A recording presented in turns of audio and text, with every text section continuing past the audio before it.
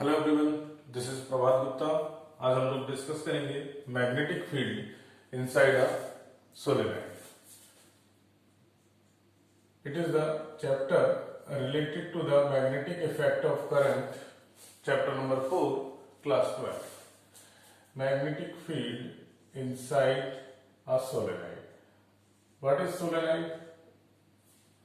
Solenoid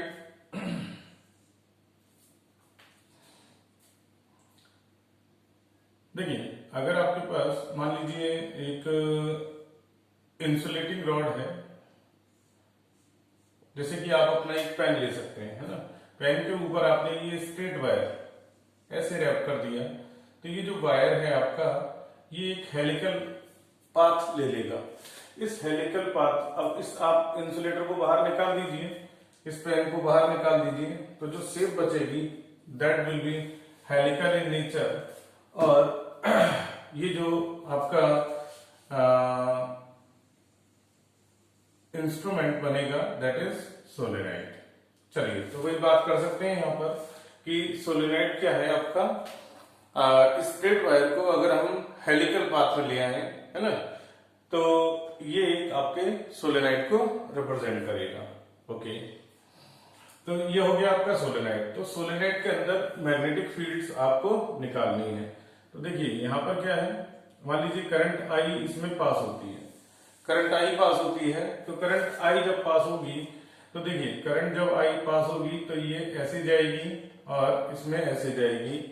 फिर इसी तरह से ये डायरेक्शन अपोजिट, एक ही टर्न में करंट एक बार इनकमिंग होगी तो एक बार आउटगोइंग होगी।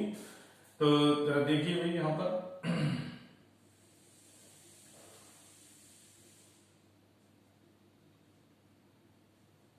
ये हमने करंट की डायरेक्शन शो करी है यहाँ पर, और फाइनली ये करंट यहां से ऐसे करके बाहर निकल जाएगी।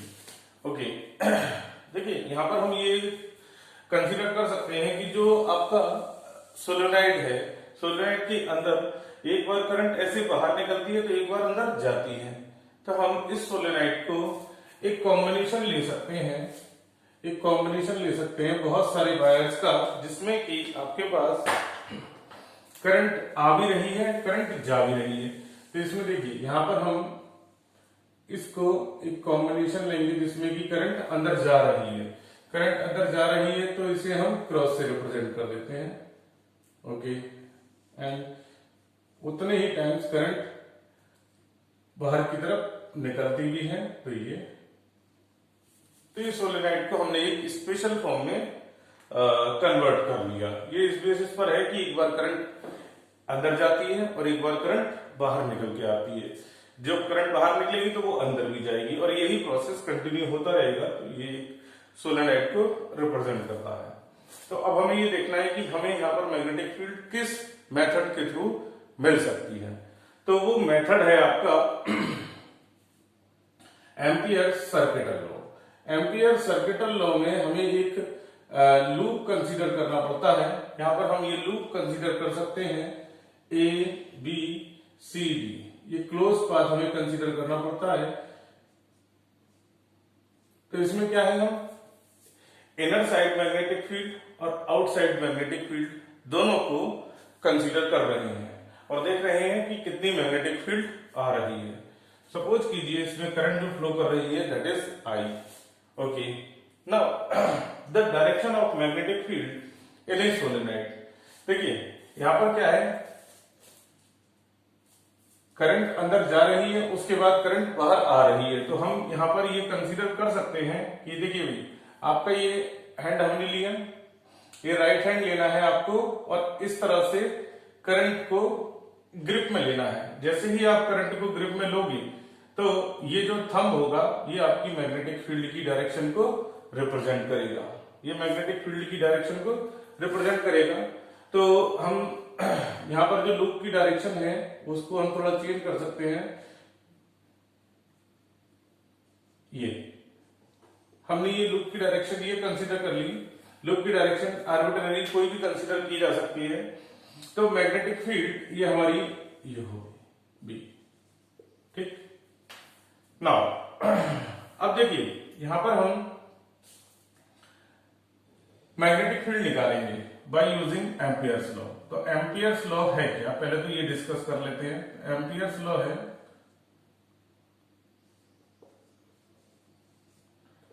Integration v dot dl is equal to mu naught times I. देखिए यहां पर हम ये कह रहे हैं the line integral of magnetic field is equal to the mu naught times the current enclosing the path. ठीक है, तो यहां पर करंट जो है केवल आई आ रही है। यहां पर आप ये क्लोज पाथ को रिप्रेजेंट करने के लिए आप ये सर्किल लगा सकते हैं। नाउ क्योंकि हमने यहां पर ये मैग्नेटिक फील्ड की डायरेक्शन में ये एबी की डायरेक्शन ली है, तो इसी के अकॉर्डिंग हमारा चेंज होता रहेगा। ये हमारे लूप की डायरेक्शन हो गई।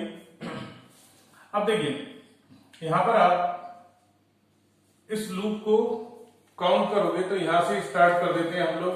मान लीजिए हम ए से लेके डी तक जाते हैं, ए टू पहले हम चलते हैं भाई ए टू डी चलते हैं, फिर उसके बाद डी टू सी जा रहे हैं,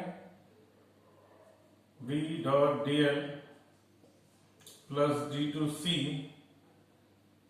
b dot dl plus C to B, पूरे लूप में आ जाना है फाइनली।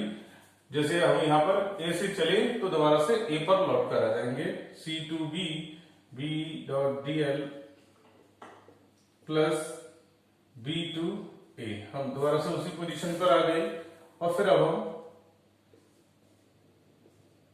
म्यू नॉट आई लिख सकते हैं।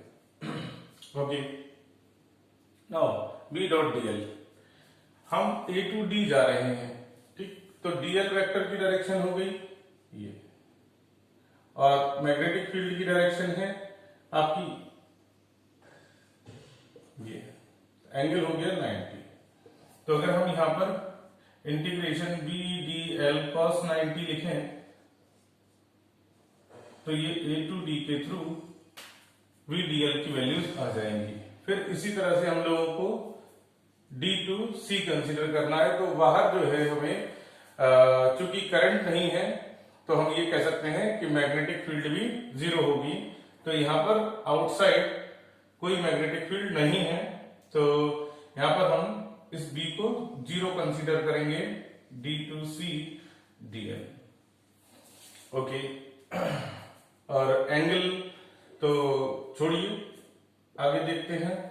सी टू बी की बात कर सकते हैं हम लोग, सी टू बी। तो सी टू बी में भी हमें एंगल यहां पर फिर से 90 मिलने जा रहा है।